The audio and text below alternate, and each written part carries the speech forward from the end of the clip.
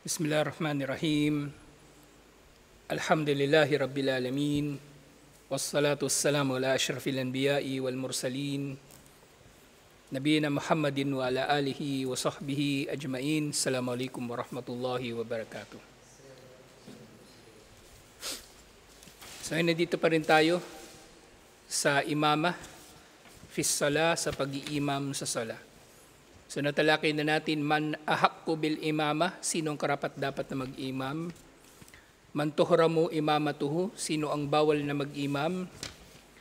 At kagabi, man tukrahu imamatuhu, sino yung kinamumuhian o hindi ka nais-nais ang kanyang pagiging imam. At ngayon inshallah, al-mas'alatur rabi'ah, ang pang-apat na aralin, mawdi'il imami minal ma'mumin. Ang pwesto ng imam relative sa mga ma'mum. Ang pwesto ng imam relative sa ma'mum. Siyempre ang imam nga dito, naunawaan natin, ito yung imam na karapat dapat na maging imam. Dahil nga pinagbabawalan na maging imam ang babae. Therefore, naunawaan natin ang imam na ito ay lalaki na nasa hustong edad, kasi hindi natin nabanggit ito nung nakaraan, pero ang pag-iimam ay para sa nasa hustong edad. Ito man ay pag-iimam sa sala na fard o sala na voluntaryo katulad ng tarawih. Liban na lang, syempre, kung yung imam, nag-iimam siya sa mga kapwa niya din bata. Okay? O puro sila bata, mag-iimam bata rin, wala pa sa hustong edad, pwede. Pero kung yung hindi balig, wala pa sa edad ng pagbibinata o pagdadalaga, mag-iimam sa matatanda, mag-iimam sa may edad, hindi pwede. Hindi pwede. So kailangan yung imam, yun ding nasa hustong edad, insyaAllah. As-sunnatu taqaddamal imamu alal ma'mumin. Sa sunnah ay nasa harapan ang imam sa ma'mumin. Taqaddama, ibig sabihin nakaabante siya. Okay? Ngayon, ano ang kadar o ang sukat ng pag-abante na ito ng imam? Siyempre kung ano yung makatarungan. Okay? Na maring mangyayari na yung imam, siyempre katulad dito sa pwesto natin, nasa harapan talaga siya ng mga ma'mum. Okay? Nasa harapan talaga siya ng mga ma'mum. Pero hindi naman yung sobrang layo. Katulad ng nangyayari sa ibang masjid, yung imam parang 10 metro yung layo mula sa mga ma'mum. Masyadong malayo yun. Yung mga ganyan, sapat na, inshallah. Na may sapat ng distansya. Minsan kasi yung saf, yan, masyadong malapit yan eh. Yung imam tsaka ma'mum, okay na yan. Pero yung dalawang carpet na yan, actually masyadong malapit yan. Kung may tao sa likod, maapakan nyo na yung ulo nyo. Minsan, kaya ayusin nyo pagka marami tayo. Ngayon okay lang kasi konti lang tayo, isang saf lang. Pero mangyayari talaga yun. Minsan yung saf, yung tao sa likod, mangyayari, lulusot pa yung ulo niya sa loob ng tube, nung nasa harap. Diba? So pag marami yung tao, i-atras nyo yung pangalawang saf. Okay, so makatarungan dapat yung distansya ng imam sa ma'mum at yung ma'mum sa iba pang mga ma'mum sa likod. Merong distansya. Okay? So, fayaqifuna khalfal imami idha kanu ithnaini fa akthar. So, syempre nang unawaan natin ito na kung sila ay dalawa o mahigit pa, nasa likod sila ng imam. Nasa likod ng imam. Pero yun nga, kapag dalawa lang sila, isang imam at isang ma'mum, magkatabi sila. Magkatabi sila at pantay lang sila. Pantay. Ngayon yung ibang scholars, sinasabi nila nakaatras yung ma'mum, pero mas tama, pantay lang sila. Pero kung yung ma'mum gusto niya nakaatras siya, huwag niyo nang awayin yun. Hayaan niyo lang siya. Kasi pwede naman. Inshallah, kasi may mga scholar naman ng ganun yung sinasabi. Pero kung pantay sila, yun ang mas tama. Kung lalaki ang ma'mum. Pero kung babae ang ma'mum, pareho lang mahram man nung lalaki o hindi yung babae, dapat nasa likod yung babae. Okay? Asawa man niya yun, anak, o talagang ajanib, o hindi niya kaano-ano, yung babae, nasa likod talaga yung babae. Hindi pwedeng magkatabi sila. Hindi pwedeng magkatabi sila. Siyempre, katulad ng sinasabi natin palagi, kung ano ang makatwiran. Ngayon, di ba, mag-asawa naman kayo, nandun lang kayo sa bahay, yung bahay nyo maliit. Parang yung unang bahay namin ni Mrs. Liit. Actually, kwarto lang yung kwarto ko yun doon pa ako nakatira sa parents ko. Maliit lang yung kwarto ko, parang mahaba siya pero makitid. Tapos yung kibla nandun pa nakaharap sa makitid na parte. Kapag nagsasala kami, magkatabi kami magsala. Pero kung kaya, di nakataras yung babae sa likod niya hanggat maaari. O kung hindi kaya, nakataras ng konti. O kung hindi talaga kaya, nasa tabi niya. Walang problema. Wag lang mauuna ang babae sa imam. Katulad lang din kung paano hindi pwedeng mauuna ang ma'mum sa imam. Kaya nga, ito yung isang babala doon sa mga nagsasala sa masjid na laging puno. Diba, nangyari minsan, hindi nyo pa naranasan, si Michael lalo niyan, hindi nyo pa naranasan na napupuno yung masjid. Pero kung halimbawang yung masjid puno na sa loob, hindi na kayo makapasok. Siguraduhin nyo na yung saf na gagawin nyo sa labas ng masjid, hindi lalampas doon sa pwesto ng imam. Kasi pwede mangyari yun Bawa, itong natin, hindi alam ng tao saan ba nagwawakas yung pwesto ng imam, nasaan siya banda. So siguraduhin ninyo. Kaya yung ibang mga namamahala din sa masjid, ginagawa nila ng guhit dun sa labas, parang dun sa Golden Mosque. Nakapunta ka na dun, Hasan? Sa Golden Mosque, so meron na rin guhit dun. Kung halibawang puno yung masjid sa loob, magtidiretso yung saf sa labas. At alam ng tao kung saan yung hangganan na nandoon yung imam. Parang doon sa sa Madina, halimbawa. Sa Madina meron talagang karatula doon na huwag kayong pupesto diyan dahil nandiyan na yung imam. Hanggang diyan lang kayo sa likod ng karatula na yun. Sa Makkah walang problema kasi paikot lang naman yun Pero doon sa ibang mga masjid, sa Masjid an-Nabawi lalo na, so hindi ka na pwedeng pupesto doon sa lalampas pa sa pwesto ng imam, na nasa unahan ka na ng imam. At sa ganung kalagayan nga, batil ang sala. Lalo na kung sinasadya nga o hindi ginawa ng tao ang mga paraan para matiyak niya na hindi siya pupwesto sa harap ng imam. Kumbaga sa batas, due diligence. So gawin mo yung parte mo na malaman kung ano ang tama. Okay? Sa nga dinugtong dito, li'annahu sallallahu alaihi wasallam, kana idha qama ila salati taqaddama wa qama ashabuhu khalfuhu. Dahil si Propeta Muhammad sallallahu alaihi wasallam kapag nagsala, ibig sabihin, palagian naman nag-iimam si Propeta Muhammad sallallahu alaihi wasallam. Bihirang-bihira na nangyari na nagsala si Propeta Muhammad sallallahu alaihi wasallam sa likod ng sahaba. Ang naalala ko lang na nabanggit, nagsala si Propeta Muhammad sallallahu alaihi wasallam sa likod ni Abdurrahman bin Auf. Tapos nung nag-imam si Abu Bakar Siddiq radhiyallahu anhu, pumunta si Propeta Muhammad sallallahu alaihi wasallam sa masjid kasi umokay na yung pakiramdam niya. Tumigil si Abu Bakar Siddiq radhiyallahu anhu at nag-imam si Propeta Muhammad sallallahu alaihi wasallam pa rin. Tinuloy ni Propeta Muhammad sallallahu alaihi wasallam kumbaga yung pag-iimam. Okay? So si Propeta Muhammad sallallahu alaihi wasallam ang madalas na nag-iimam sa mga sahaba. Iniulat ni Imam Muslim at Abu Dawud, anna Jabiran wa Jabbaran waqafa, ahaduhuma an yaminihi wal akhar an yasarihi, fa akhadha bi aydihima hatta aqamahuma khalfa.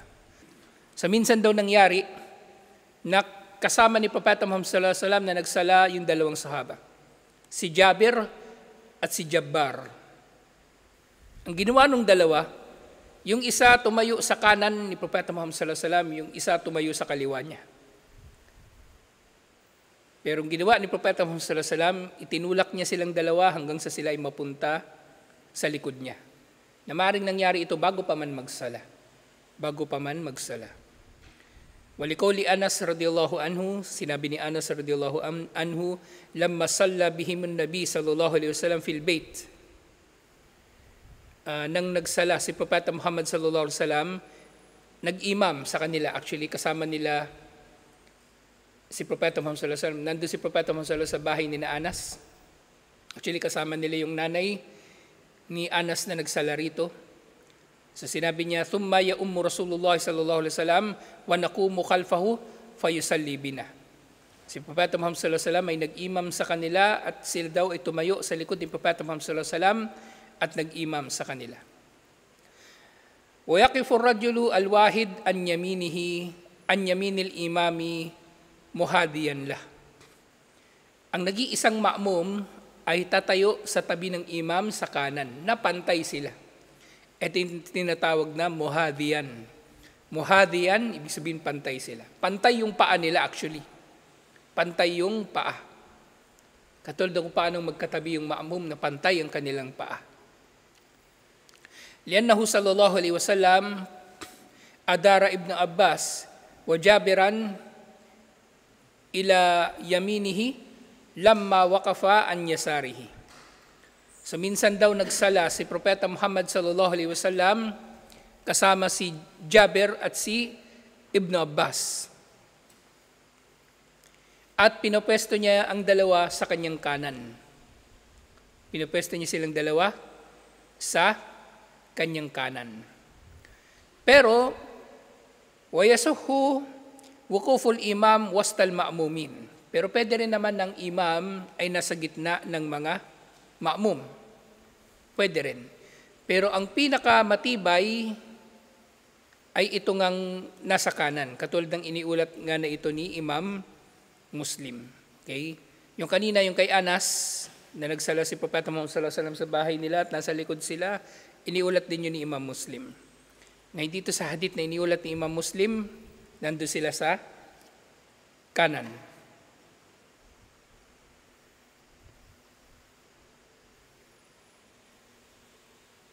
Tumayo sina Jabir at si Ibn Abbas sa kaliwa niya pero pinalipat sila sa kanan. So pwede nga ring tumayo ang imam sa gitna ng mga ma'mum.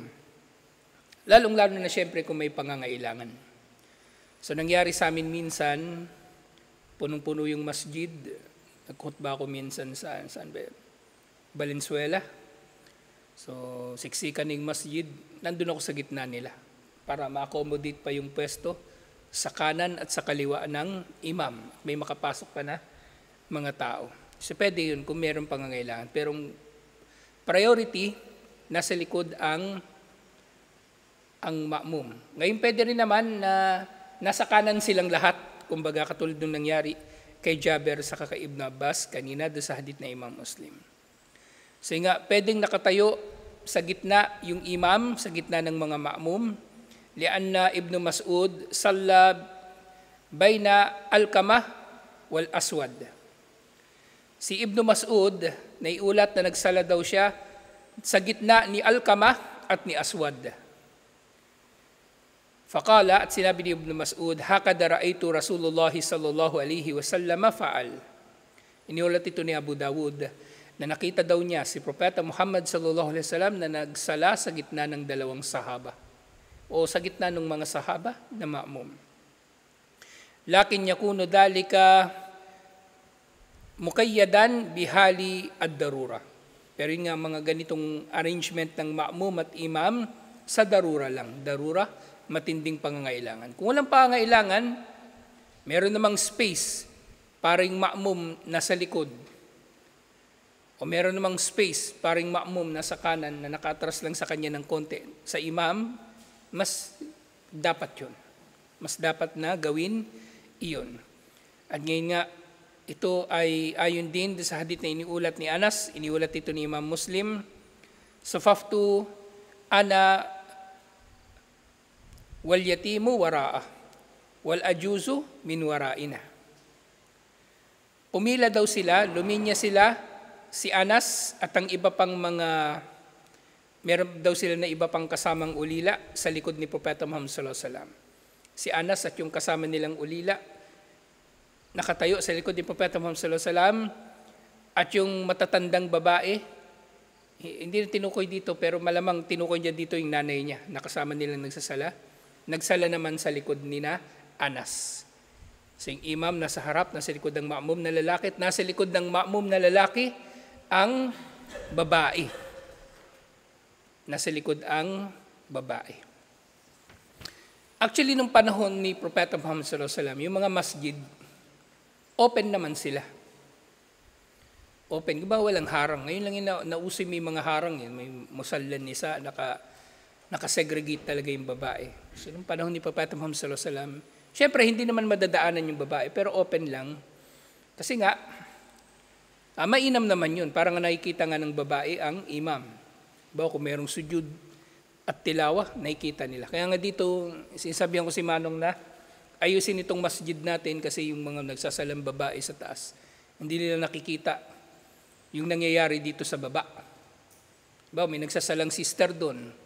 Tapos ako, tatasyahud ako sa pangalawa, sa unang unang tasyahud pagkatapos sa pangalawang raka'a. Ba? May nagsubhanallah, tumayo ako, hindi nila alam anong nangyayari doon. Di ba? O kaya magsusujud ako, sujud at tilawa. Allahu Akbar ako, kala nila sujud. Kala nila ruku. Tapos sujud at tilawa pala. O hindi nila nakita. So mas mainam na open yung pwesto ng babae. So pwedeng may kurtina lang, kaya pag tarawih, dito po pwesto yung babae. Dito na sa baba, hindi sa taas. So maraming ayusin pa rito, inshallah. Ngayon, hindi nabanggit dito yung ibang mga usapin, isisingit ko lang. Sa pwesto ng imam, inshallah. Pwede ba na yung imam ay nakapwesto na mas mataas siya kaysa sa mga ma'mum? Yun ay merong pagbabawal. Dahil ito ay maaring magiging dahilan na, kumbaga, magiging dahilan ng pagmamalabis sa imam na nasa mataas siyang pwesto tapos yung ma'mum nasa baba.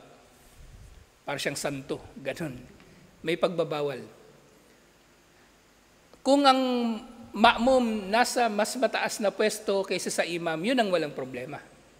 Katulad nga halimbawa, di ba sa mga masjid, may mga masjid na mayroong pangalawang palapag. Sa Makkah mismo, ilang palapag yung Makkah. So pwedeng yung ma'mum nasa taas. Dito sa atin, nasa taas yung babae. So pwedeng yung ma'mum nasa taas ng imam. Basta wag siyang lalampas, ang ma'mum hindi lalampas doon sa lateral na pwesto ng imam. Okay? Hindi siya aabot doon sa kung saan aabot yung kaliwa o kanan na parte ng imam. So, ganun dapat ang kanyang pwesto. Ganun dapat ang pwesto ng ma'mum.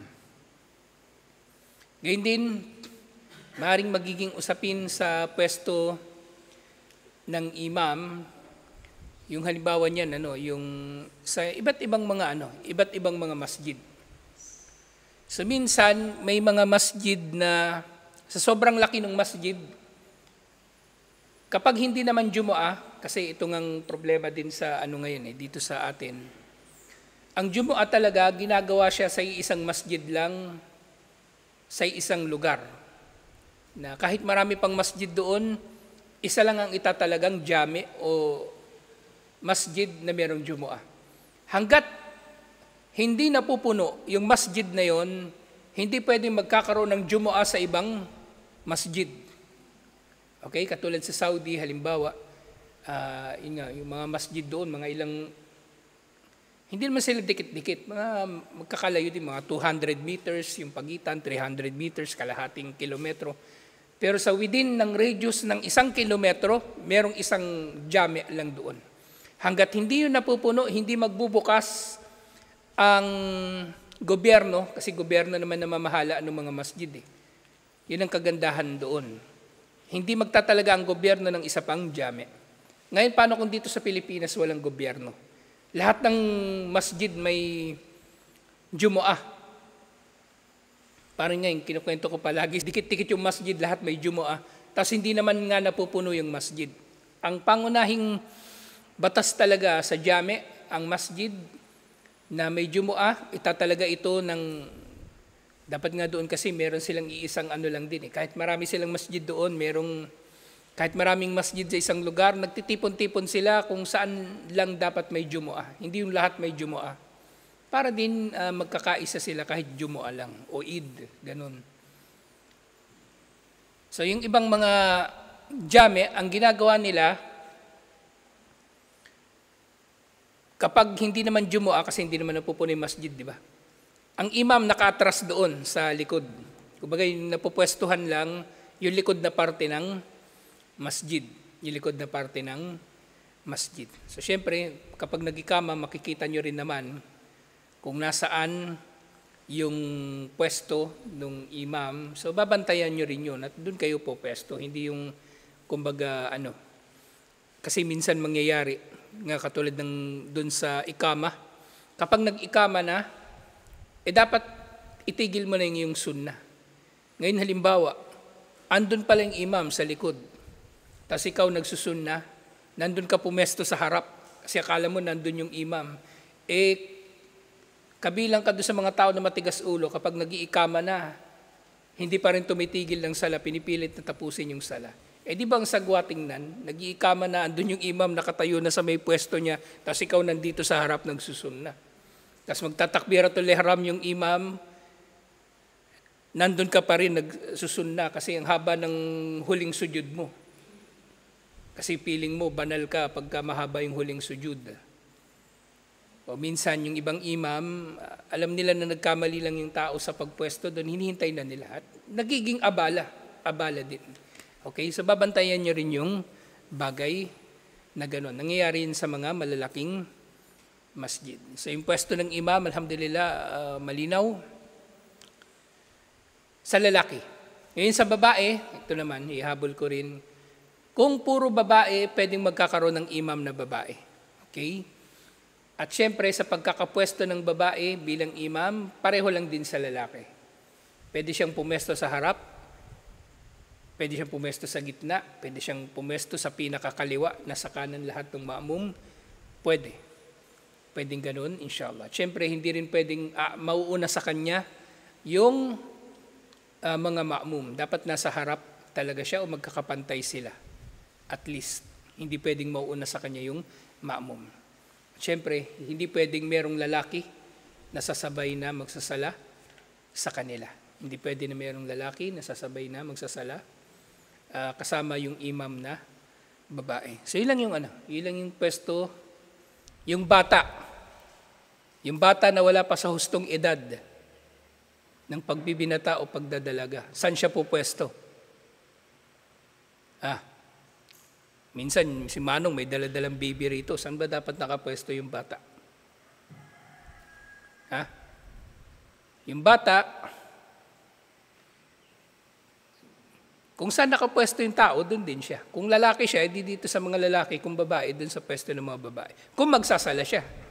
Kasi di ba yung bata, wala pa sa edad ng bulog, pero siya ay nasa edad ng, tamyiz. Yung nakakaintindi na siya ng tama at mali, o pwede na siya makausap. So yung ganung bata, kung lalaki, edi sa pwesto ng mga lalaki. Kung babae, doon siya sa pwesto ng mga babae. Kung magsasala siya. Pero kung bata, nangungulit lang, kumbaga, naman, ang mga scholar, sila, actually, hindi naman sila mahigpit sa bagay na yan. Pwedeng tumambay dito yung bata, actually, kahit hindi naman nagsasala. Walang problema. Walang problema. Si Manong, dinadala dito si Aya, minsan nandito si Tosino, hindi naman nagsasala, so pwede naman, walang problema, inshallah.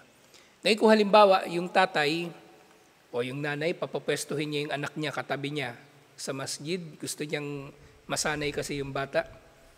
Ang mainam dyan, huwag ipupwesto yung bata sa kalagitnaan ng saf. Doon kayo pumesto sa dulo. Kasi pag yung bata mainip, aalis yan, di magkakaroon ng bakante sa saf, tapos maaabala yung iba, uurong para mapunan yung patlang dun sa saf. Doon kayo pumesto sa dulo, mas maganda inshallah para umalis man yung bata anytime, pwede. Doon sa SCAG, ginagawa nila, ewan ko ngayon kung ganun pa rin sila. Yung mga bata, iniipon nila doon sa dulo, sa likod. Doon nila sama-samang pinapapwesto. Ba, mga batang lalaki, nandun sila sa likod. Actually, dinidiscourage yun eh. Kasi kung yung mga bata, pagsasama-samahin nyo ng magkakasama, di lalong gugulo yun. Magsisipaan pa yun doon, magbubugbugan yun doon. Kaya sa Saudi, nakita mo siguro yung Ahmad, yung mga bata. Sinasabi talaga ng imam, pag-iwahiwalayin yung mga bata. Huwag silang pagsama-samahin. O di doon sila sa nasa gitna sila, yung isa nandun katabi ng isa, yung isa nandun katabi ng isa. Huwag silang pagdidikit-dikitin sa sala. So maririnig nyo minsan sasabihin ng mga imam, farriku bainal atfal, pag-hiwa-hiwalayin yung mga bata. So doon pa rin sila. Yung lalaki sa pwesto ng lalaki, batang lalaki, yung babae sa pwesto ng babae kung sila ay magsasala. Ngayon kung di sila magsasala, tatambay lang sa masjid, oras ng sala, pwede naman. Oras ng lecture, pwede rin, walang problema. Inshallah, kasi yun eh. Yun ay isang paraan din na, kumbaga, mapapalapit yung puso nila sa Islam. Okay? Pero depende rin sa bata. May bata, sarap sipain eh. Parang si Choco. Minsan, binatukan ko pa to, nagtakbiratul ihram na tayo. Maingay, tinigil ko talaga yung sala, para lang batukan siya. Hindi na tama. Okay? So merong hangganan din yung pagpapasensya ng tao sa masjid. Pero kung yung bata, paikot-ikot lang, minsan titili, minsan lang kung minsan maingay, pero madalas hindi naman, so pwede yung paumanhinan yun. Pero yung katulad ni Choco, iba na yun. Dapat yun, kumbaga, dinidisiplina, inshallah. Ano pa bang, meron pa bang, parang yun lang naman. Yun lang yung mga usapin, sa pwesto ng imam, alhamdulillah sa sala kasama yung mga ma'mum. At syempre applicable ito hindi lang sa masjid Yun din, hindi lang sa masjid. Kung nagsasala kayo halimbawa sa gasoline station kasi naglalakbay kayo, ganun din, nasa harap ang imam. Kung ano yung pwesto sa masjid, yun din ang pwesto saan man kayo abutan ng sala, inshallah. So yun lang, bukas tatalakay naman natin yung mayatahammalul imamu anil ma'mum. Ano yung, kumbaga, yung kinalaman ng imam dun sa sala ng ma'mum. So meron ba itong kinalaman sa sala ng ma'mum? Halimbawa niya, di ba, sa pagbasa ng Suratul Fatiha sa mga sala na jahriya, magbabasa pa ba ang ma'mum ng Suratul Fatiha? Nagbasa ng imam ng Suratul Fatiha ng malakas sa Maghrib, Isya, Fajr, Jumu'ah, Salatul Eid, Salatul Khusuf, Salatul Istisqa, at iba't iba pang mga jahriya.